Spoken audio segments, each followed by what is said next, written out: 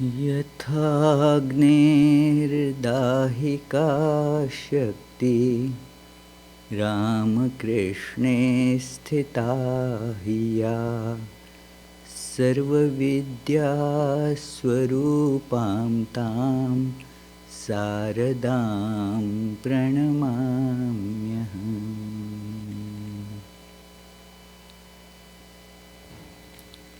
Just as the heating power is inseparably established in fire, so also the one who is inseparably established in Sri Ramakrishna as his power, to that Holy Mother Sri Sarda Devi I salute.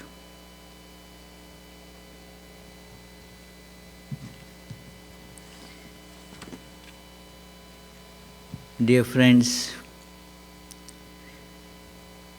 in a few days, that is on Friday, the January 1st, we will be observing the birth anniversary according to the lunar calendar of Holy Mother, Sri Sarda Devi.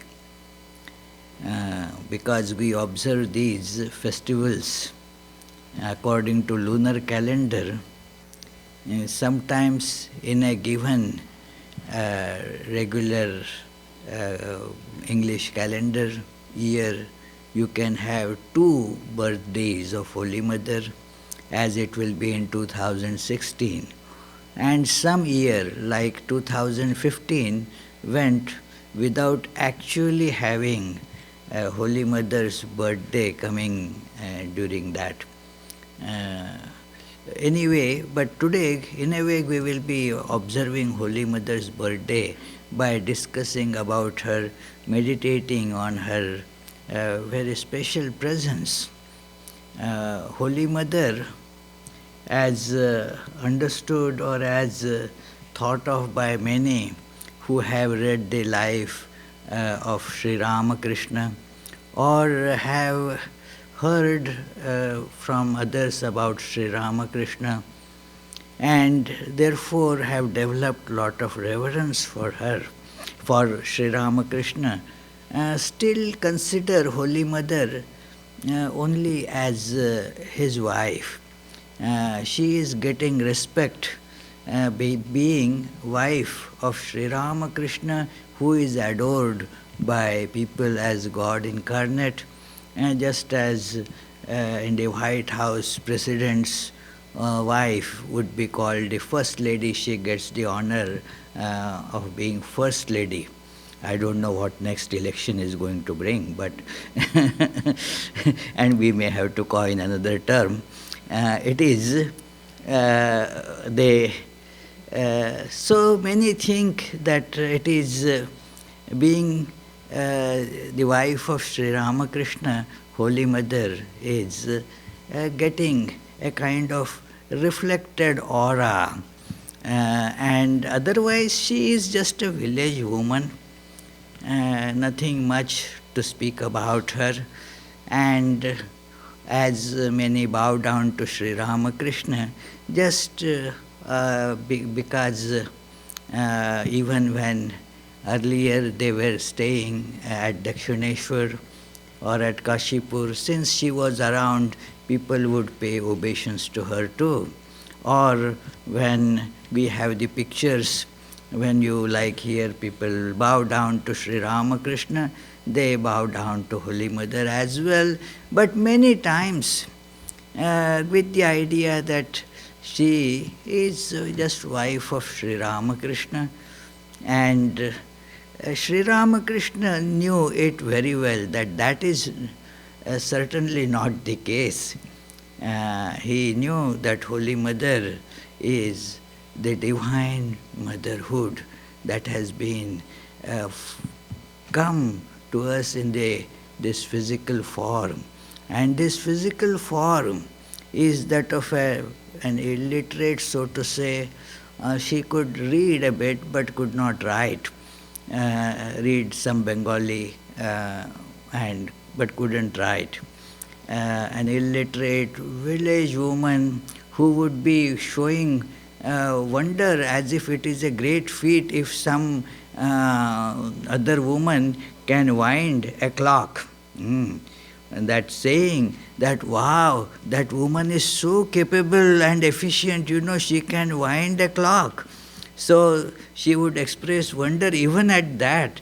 So such a village woman who would not be recognized as a divine incarnate, Sri Ramakrishna knew her as the goddess and actually worshipped her as goddess.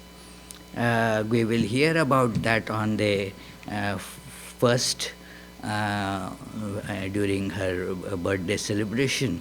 But that was an important event in the modern spiritual and religious history to enshrine a woman as the divinity, as the goddess herself.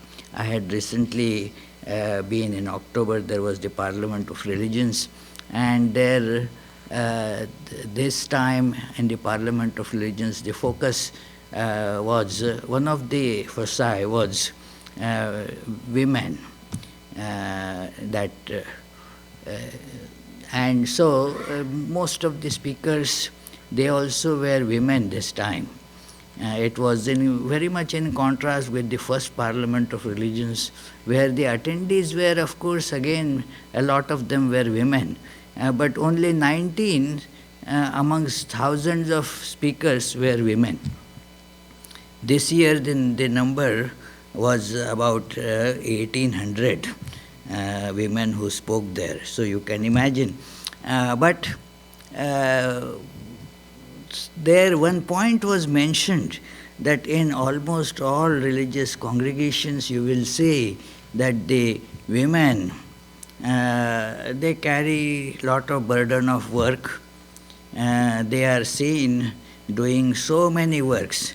But when it comes to leadership, very few women get to become the leaders of religious congregation. And here we see right in that middle of 19th century, Sri Ramakrishna worships his wife as goddess, the Divine Mother incarnate. It is a great relationship between Sri Ramakrishna and Holy Mother. Today that is not being exactly the topic. I won't go into the details of that. But there Sri Ramakrishna mentioned, and especially when he was about to give up his physical frame, the physical body, he told Holy Mother that, well, after all, showing his own body, what this has done? Nothing. You have to do much more. And he told that thousands of people will be coming to you, and you will be, consoling them, guiding them, and you will be their teacher, spiritual teacher. And Holy Mother fulfilled that assignment, so to say, with flying colors. She completed it in such a great way, unimaginable. And the main problem that people thought was, how is she going to communicate with the students, devotees, disciples, and throng of other people coming to her? Is she going to deliver a lecture? What language will she use to speak? She, after all, uses just her village Bengali that she knew, and nothing more than that. How can she instruct so many people coming to her from different quarters of the world. But there we make a big mistake about the nature of language. Language, of course, as spoken or conveyed in exact words, it is a great, very special, or one can say unique tool in the for human beings. No other species seem to have this special tool that human beings have to speak, to use sound in such a seemingly very complicated way to convey the idea. This conveying and connecting through words has been certainly one of the major reasons cited by anthropologists, by psychologists, by biologists of human advancement, that over the other species, all other different species, they more or less have been living at the same level during the course of history. Say 5,000 years ago, the mice used to live in holes, and now also they live in holes of similar type. I mean, nothing much has changed about them. Human beings, you can see the big difference, because human beings can communicate, convey their knowledge over such a vast space as the whole globe, and such a vast time of thousands and thousands of years, because these spoken words, they can be pictured, what we call script, that it is, you can write it, and thus gets preserved. So we know what somebody had written in, say, Sanskrit language some 10,000 years ago. We can read it even now too, and get the essence of it. Thus, the knowledge gets built up, built on. What those people had discovered, we can build on them. So this, of course, is a great capability of language, spoken language. There are various theories about how language gets developed, but like many feel that it is a gradual evolution, and then a caveman probably didn't have language that we have, and so didn't have that much communicating skills as we have. But many modern theories, especially developed during last about 50 years or so, they paint a different picture. I would suggest that if you get hold of that book, it is easy to get hold of that book. Steven Pinker's, he is a psychologist, well-known psychologist at MIT, and he has written a book, Language Instinct. He has a very beautiful style, a wonderful language. Whether it is instinctive or developed, we can't say, but because of the title, he says language instinct. And so he mentions there that to human beings language is instinctive, and gives an example just for a spider. Making web is instinctive. It is not an evolutionary, means learning process for the spiders. It is not that spiders, they have to go to a special school to learn how to make webs. And it is kind of instinctive for the spider to make the web. Exactly in the same manner, for human beings, it is instinctive to talk. Sometimes it does create problem, but it is but this is a very special feature You can't find, that it is, if two people are going to be together, and even if they don't know each other's language, just keep them together for 2 3 days, and they will start communicating in by talking. They will start talking. Talking forms a very big chunk of human, life as such. If due to some reason a human being is not, the capacity to use language goes away by some injury to brain or something, then that person is really at such a big loss. The life becomes really very miserable, because if a person cannot talk. So therefore, language is a great tool, and Holy Mother did use this aspect of language too. But language has so many different layers, really speaking. Spoken language is only, say, the tip of the iceberg.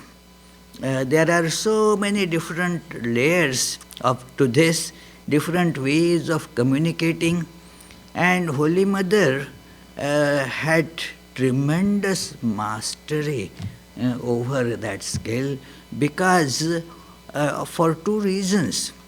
One, she could connect with people at a deeper level, and thus the transmission of message, transmission of information can be done without coming to the gross, or so to say, an external level of speech.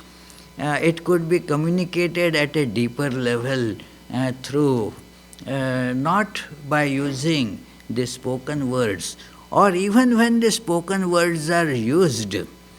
Spoken words, they would become such carriers that the message that would be sent would get sent, even if that other person is not able to understand the language.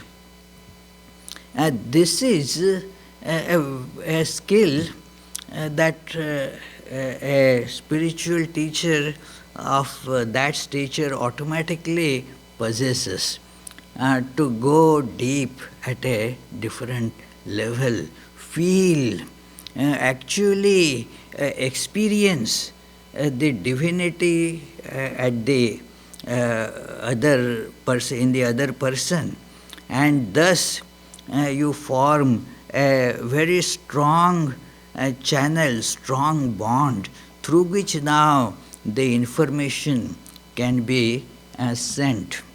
It is, earlier we used to think that unless we meet, how can we talk? How can we discuss? Now, later on we learned that there is telephone. That when the telephone was discovered by Bell, then one sees that the message can be sent through the wire. That wire can take the message. So the connection is through the wire. Do you see this? That the wire here and the wire there. Now, through that, now the wire is not the message, but the carrier of the message. So, just as their wire is not the message, similarly, really speaking, the words themselves also are only connecting instrument, not really the message. The message is deep embedded in in those words, and gets just taken out at the other end.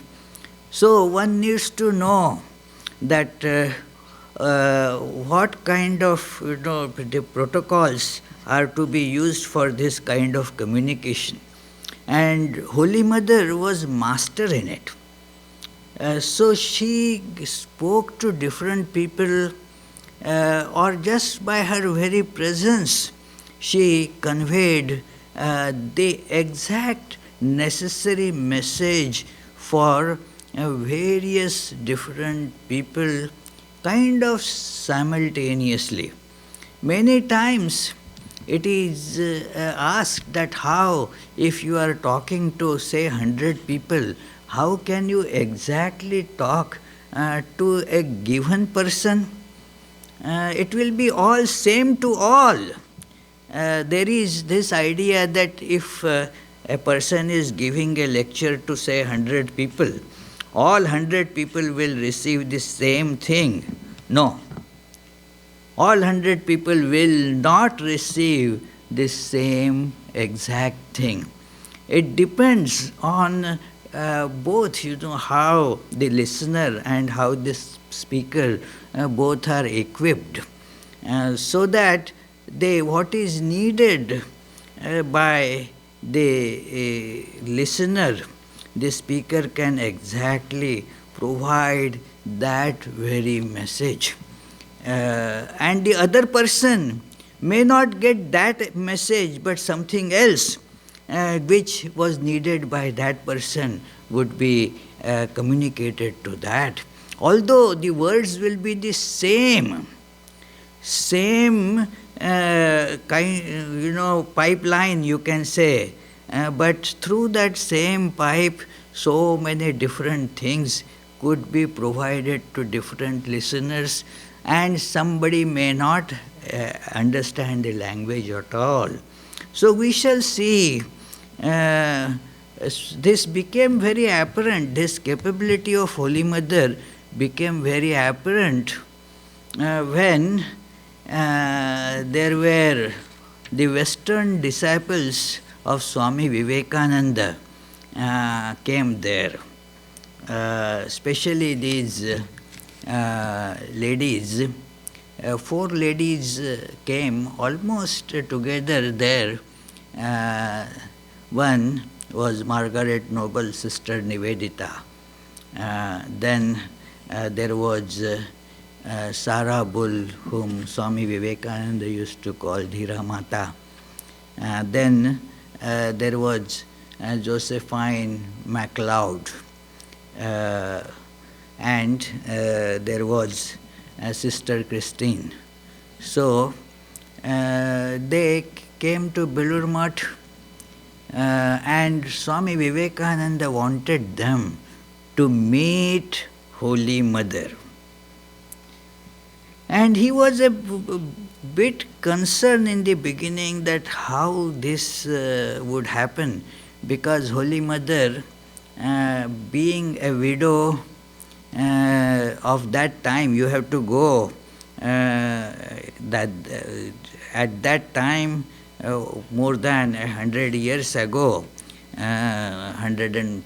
about 114, 15 years ago, the condition and the constraints on a widow's life were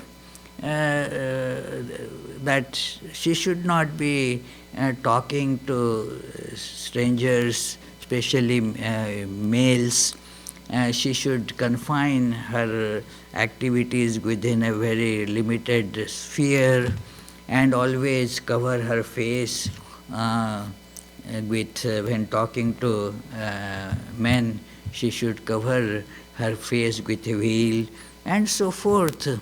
And moreover, there was the problem of language, and there were restrictions about eating food with people who do not, let alone Westerners, even people belonging to different castes, there was restriction about eating with them. So, and Holy Mother, to respect the tradition, used to follow those regulations, but she was really not tied to them when it comes to certain situations when it is more important to accomplish a higher purpose. She would just brush aside those things. So it is interesting the descriptions are wonderful. When Sarah Bull and Nivedita went to see Holy Mother, it was at that time in Bospara Lane in Calcutta, and then they spoke. I don't know what language was used, but there was an interpreter also. But they both understood each other very well, even without the interpreter really interpreting everything. The message was being, exchanged at a deeper level.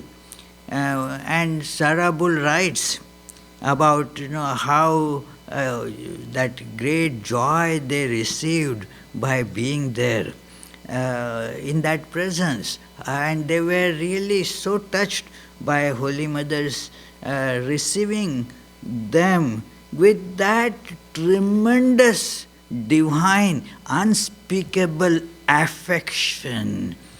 She made them feel that very comfortable. She did not even give a hint that the traditional religious ideas or the local customs do not approve of her being with these ladies. She spoke to them freely, and some food was brought to these ladies, and one of them asked, "Will you take it with us? Will you join us?" And Holy Mother readily agrees. That was very revolutionary. Swami Nikhilananda in his biography of Holy Mother mentions this point, that it was, and Swami Vivekananda, when he heard about it, was so overjoyed that, wow, Holy Mother made these feel very welcome and belonging to this. Holy Mother described that, I had been told by Sri Ramakrishna that amongst his devotees there will be people from other lands who are white-skinned. So when these ladies came, she saw that that is what these devotees are. Then what was the conversation went on. I'll give just a small snippet here. That Sarah Bull, she notes that she asked question about what is the meaning of obedience to Guru. If your Guru tells you something, whether you should accept it fully or what is the meaning of obedience to Guru? And Holy Mother replies, listen to and obey all his directions for spiritual advancement. But in things temporal, one could most truly serve a Guru by using one's best discernment, even if at times it was not in agreement with suggestions given by Guru. See, this is the words that she has used, although they are translated from Bengali, still the idea is presented so powerfully there that it is, you have to serve the Guru, serve the teacher, but you can best serve the Guru in matters which are temporal. How? By using one's best discernment, even if at times it was not in agreement with suggestions given. Best discernment, it is not told by one's whims, but best discernment that has to be observed. By best discernment, if you think in temporal matters, that it is better to do things like this, then that will serve the Guru, that will be serving the Guru better. We see Nivedita, Sister Nivedita, that she mentions after her meeting with Holy Mother, and these are, the statements that really intriguing statements. This village woman, what one can expect about her? Sister Nivedita, who an Irish woman, grew up there in England, Ireland, and also was a school teacher there. So, and if you read her books, wonderful books, and she mentions that Holy Mother, and I am quoting, very soul of practicality and common sense. And under the simplest, most unassuming guise, one of the strongest and greatest women. This is Holy Mother, one of the strongest, see the words, strongest and greatest women. That is, so it was no wonder that she was such a strong communicator. It is seen in other places also that it is she wrote a letter. That is another point of note, because Sri Ramakrishna has never written a letter. Holy Mother has written hundreds of letters. Means she dictated, somebody wrote and sent. So, and then she would sign the letters in Bengali, depending on whom it is written. To her disciples usually, or the devotees, she would write Ma, one single letter, that Ma, and that's about it. So, look at the poetry that she writes a letter to Sister Nivedita when she came to USA to collect funds for women's education and going on there. She had already opened a school there and came to USA to collect funds. And so she writes, now Holy Mother writes a letter to her. I am quoting only a small part of that letter here. And she says, He, the God or whatever the Spirit, He, the breath of the universe, is singing His own praise, and you are hearing that eternal song through things that will come to an end. The trees, the birds, the hills, and all are singing praises to the Lord. The banyan of Dakshineshwar sings of Kali, to be sure, and blessed is he who has ears to hear it. My dear, love to you and blessings and prayers for your spiritual growth. You are doing excellent work indeed, but do not forget your Bengali, else I will not be able to understand you when you come back. This is the beauty of this is, she is telling her not to forget Bengali, but Nivedita's Bengali, she had started learning a little bit and was most rudimentary, and Holy Mother had no difficulty at all, even when she did not have any knowledge of Bengali. So, but the poetry of it is interesting. One aspect of language and communication is this poetry. So, you can see how she uses it. She goes and meets amongst many devotees at various places, and although we don't have time to discuss all these things, when similar situation was noticed, like with Western women, there was problem of language. Holy Mother goes to South India. South India already there were ashramas, centers of Ramakrishna mission there, in Madras, Chennai, and Bangalore, and Holy Mother also visited many places of pilgrimage around and initiated many there. They initiated into spiritual disciplines many people there. It was once it was asked that some devotees had come and thought that Holy Mother will be giving lectures. And when it was told, no, Holy Mother doesn't need to give lectures. She transmits things without. They didn't believe, and they thought that not worth seeing Holy Mother. And those look, they great fortune was right in front of them. But then, just because she cannot give a lecture, they thought that she is not worth going and meeting, and so they left and went away.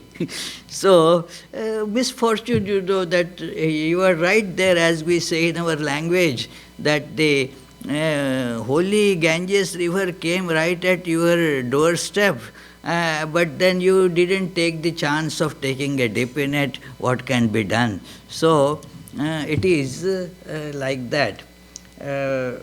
Holy Mother in there in at the Bangalore ashrama, she stayed for a long time and praised that ashrama a lot. And she was sitting there in the main hall there. And about 40 devotees were sitting there, and Holy Mother sat in rapt silence. The things were getting communicated through silence without there being the need of any language. Let me read. Another day, the mother sat in our big hall. This is a reminiscence given by one devotee there, Swami Vishuddhananda. He at that time had accompanied Holy Mother. He was her disciple. Later, Swami Vishuddhananda became the president of Ramakrishna order too. So he mentions this incident. Another day, the mother sat in our big hall. Nearly 40 devotees came to see her. The mother sat there watching those devotees. They were looking at her intently. The mother sometimes closed her eyes and then opened them again to look at the devotees. There was no conversation. 15 minutes passed in this manner. I stood there as a spectator, looking at the mother and again at the devotees. Another 15 minutes passed, and the mother went into deep meditation. After another 15 minutes, how many minutes? 45 minutes. Thank you. And mother said softly. After another 15 minutes, the mother said to me softly. So 1 hour passed, My child, what a pity I do not know their language. They would feel peace of mind if I could say a few words. Please tell them. I translated the mother's words to them. And the devotees were so joyful that one of them said, No, this is very nice. Our hearts are filled with joy at seeing you, Mother. There is no need for spoken words. I translated these words into Bengali to her. Upon hearing this, her face beamed with an Elysian smile. How did she learn to smile in such a beautiful way? It communicates a lot, just being there.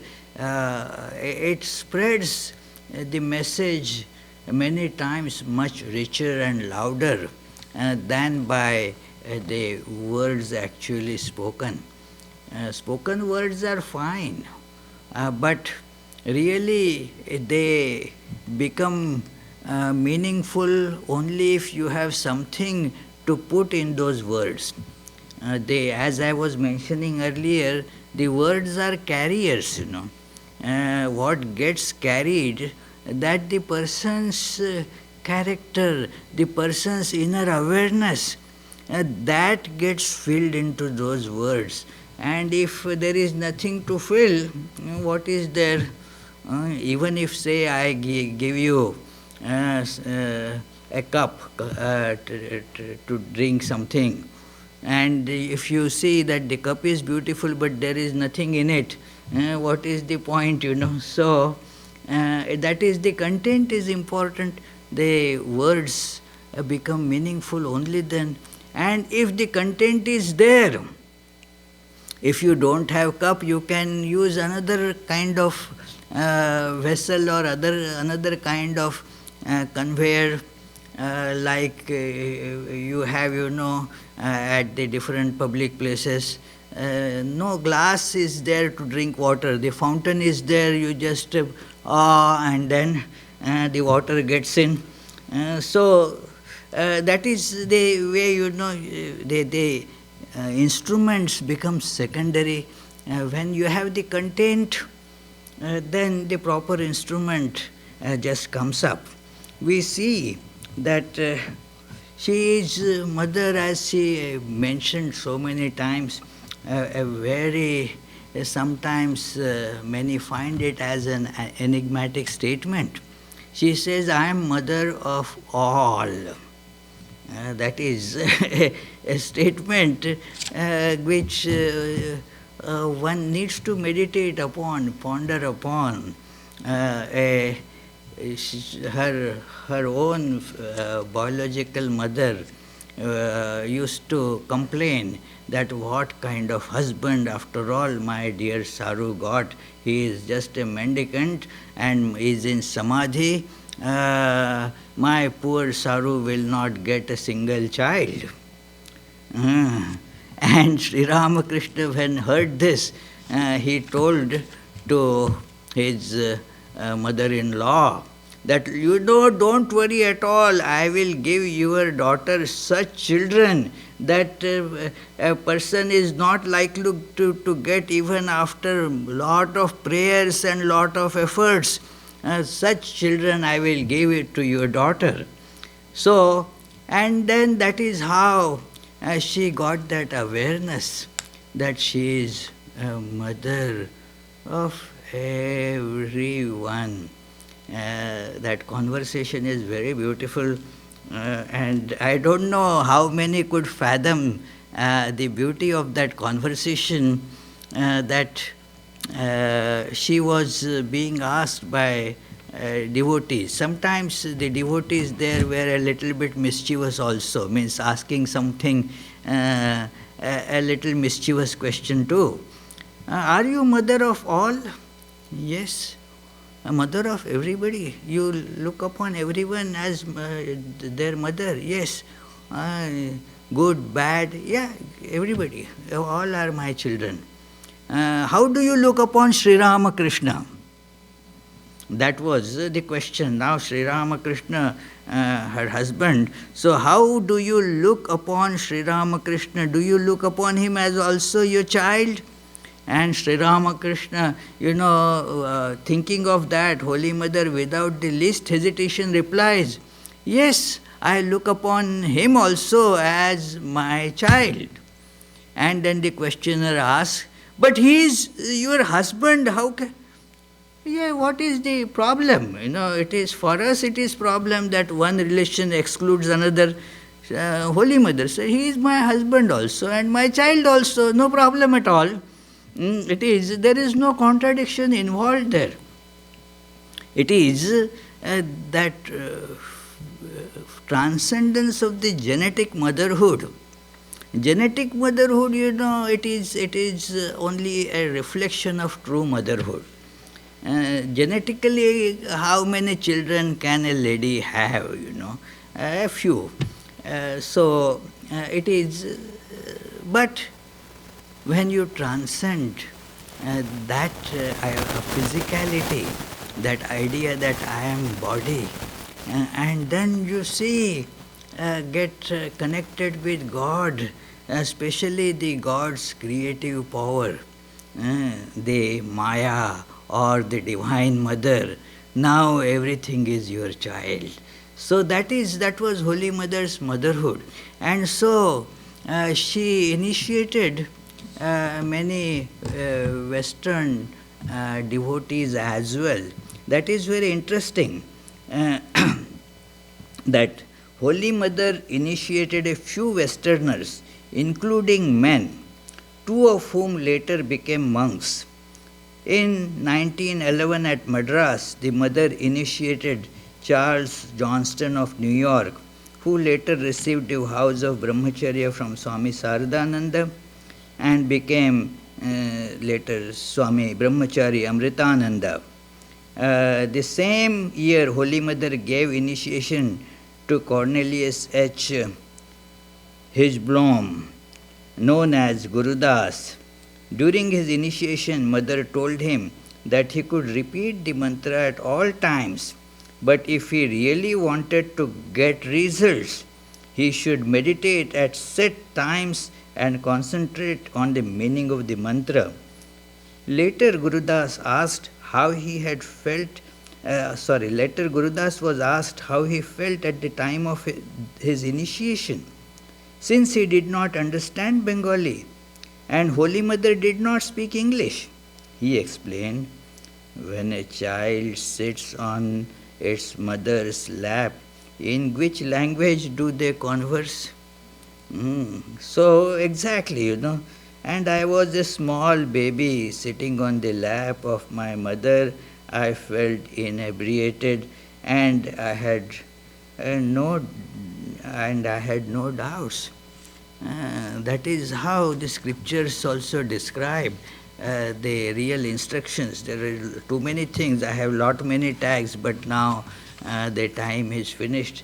It is difficult, to start talk on Holy Mother. And once you start, it is difficult to stop. But we have to stop now. But this is the way that Holy Mother communicates. Her language is like that. As one can understand, that exactly language would be given.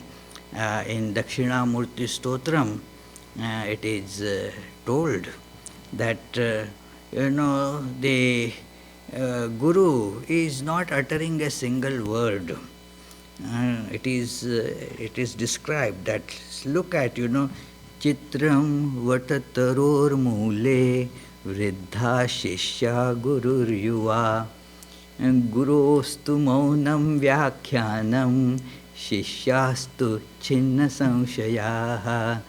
That under a big banyan tree, picture this scene, that there are many these old disciples, Vriddha Shishyaha.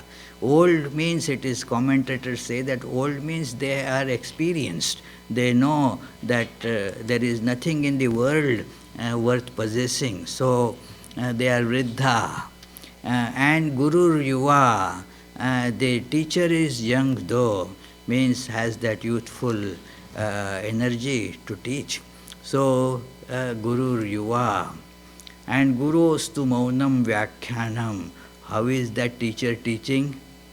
Silence. Silence is the that way of communicating. Of course, Mauna has many meanings. It is not just silence, but it is a contemplative awareness. That also is called Mauna. Munibhava is Mauna. So, that is how the message is being given. And without any words being exchanged, what is the result? Did the students remain as dumb as when they came? Chinna samshayaha, all their doubts were completely resolved. That is how this great way of communication of Holy Mother is. Thank you, friends. Any quick questions if you have, we can talk. Yes?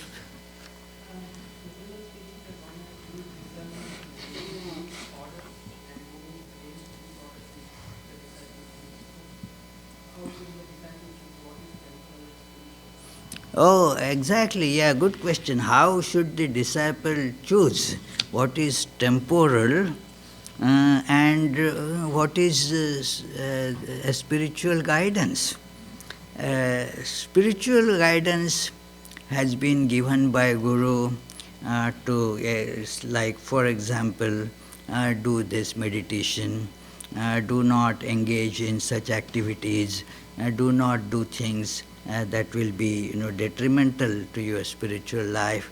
They are told to you, but then you are living also in a situation that the Guru is not fully aware of and has not given you an instruction particularly keeping in mind that situation. Mm, That, well, for example, uh, you have to bathe in Ganges every day. Now, this is a temporal instruction. Now, what are you going to do if you are living in Providence here? It is. So, there you have to understand, use your discernment. Uh, the idea is very clear here, and the discernment is being used as a service to Guru. I remember Swami Ranganathananda, our President Swami earlier. So Swami Ranganathananda was always being asked about this, that how to do all these things, should I do this, should I do that? And the disciples would keep on asking, hey, what should I do in this situation, what should I do in that? And he would point out to head, use, use, use this. It is, and that is the way to go about. But it should be discernment, as I pointed out. It should not be done just because I like something. I like to eat something and Guru has said, no, don't eat that. Then it is not discernment that I will be saying that, no, Guru said in temporal matters you can do whatever. No, Guru didn't say whatever. Use your discernment. So, discernment has to be used. That is the great service to Guru. So, the idea is that. Yeah. Yes, Charles? Did the Holy Mother do anything further to promote leadership of women in the Brahma? Yes. Holy Mother trained many women devotees who later on took up the responsibilities of what is now known as Sarda Math and Sarda Mission. And you see, many women devotees that they used to come to Holy Mother, they themselves then became the guiding lights to others. This idea that the woman cannot become a spiritual teacher, that was shattered once for all by this great example of Holy Mother, that woman can be as great, if not greater, a spiritual teacher than a man can be. It is that work that she did in that manner still continues. Yes, Christian? You mentioned about the main aspects of speech and communication. And it brought to mind the passage from the Vedanta, talking about speech and sound, which we're familiar with. Yeah, it is, very beautiful idea that we have in our scriptures, that our speech has 4 layers. It comes, especially in the Tantra literature, it has been given lot of prominence, although it is in the Vedanta and Upanishads as well. But this, we have the finest and the most fundamental speech that is common to all is called the Supreme, Para, means Supreme. That is the supreme awareness, that is the highest form of language. It is direct communication. There is, it is to be, have that awareness of just one reality. It is like that.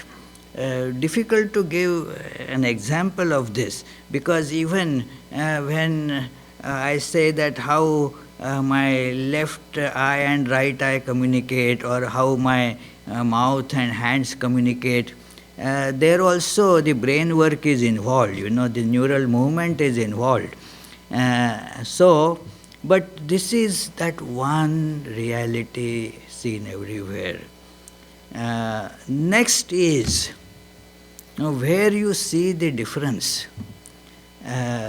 In that state of para, there is no distinction at all, no I and you to communicate per se, all is the one self. Now, a little ignorance steps in, and thus you see I and you. That is called pashyanti, that level where the communication is still, just by they not even thought, by just seeing. So the word pashyanti is there, that just looks at it and that's it. So pashyanti, it is not at the thought level also. When it is at the thought level, that is the next stage. That is called madhyama. Madhyama is where you see the distinctions, the separateness, but that separateness is still not manifest. You communicate then at that level. It is a very smooth communication. It transcends all languages. Actually, the base of all languages. I many times give this example. Think of your dream state, how you can communicate transcending all language barriers. You can easily, you wonder later on, and discard it as just dream. But it is actually, you can communicate with plants, trees, without any problem. You can talk to some strange animal and all that, in dream, because you have entered a stage of language where it is direct mind-to-mind communication. It is the thought is not yet formed in the sense of what we commonly call in modern times thinking, means in a linguist form and like that. Then from madhyama, now when you want to communicate in the words, then now the so-called languages step in. They are called vaikhari. The deeper is the level of language, the more powerful and less distortion it has. The grosser it becomes less communicative and more distortions step in. So that is how the 4 layers of language. Thank you.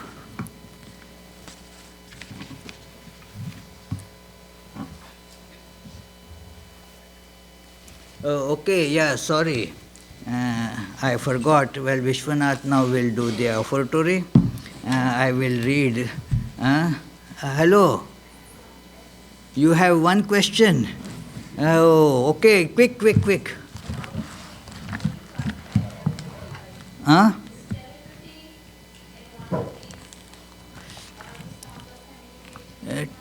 Well, telepathy is actually the third for that form that I told, madhyama. At the level of madhyama, it gets communicated. It doesn't involve any speech. So it is exactly good question. Yeah, it is Madhyama level.